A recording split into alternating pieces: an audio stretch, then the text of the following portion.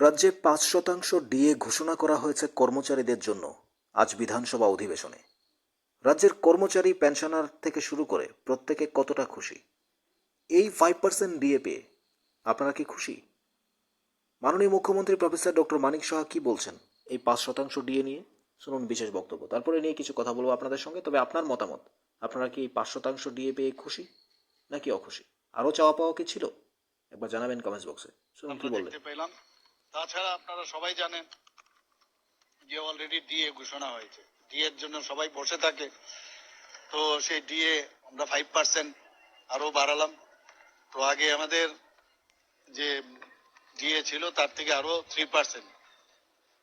আপনারা জানেন যখন আমি মুখ্যমন্ত্রী হয়েছি একটা জায়গায় এরকম আপনারাই লিখেছিলেন কোন জায়গায় যে 19 মাসে 19% আমি দিয়েছি।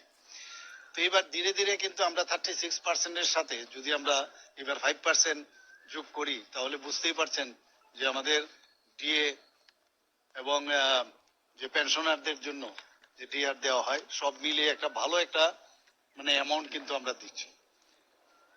তো আজকের এই বাজেটে আমি মাননীয় আমাদের মিনিস্টার আছেন প্রণজিৎ সিংহ রায়, ফিনান্স মিনিস্টার, ওনাকে আমি অনেক অনেক ধন্যবাদ দিতে চাই।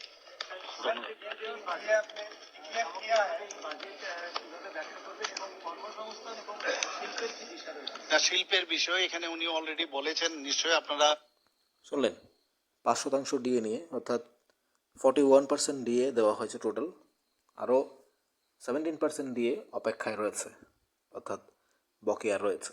এখন রাজ্যের কর্মচারী যারা রয়েছেন, পেনশনার যারা রয়েছেন, একেবারে রাজ্য সরকারের অন্তর্ভুক্ত যারা রয়েছে, সরকারি কর্মচারী থেকে শুরু করে প্রত্যেকেই, যারা ডিআরডাব্লিউ থেকে শুরু করে যারা পার্ট টাইম করছেন, প্রত্যেকে তাদের একটাই চাওয়া পাওয়া থাকে যে ডিএ কত পার্সেন্ট দেওয়া হবে। সামনে এডিসি নির্বাচন, তার আগে 5%, এই এর আগে 3% দেওয়া হয়েছিল।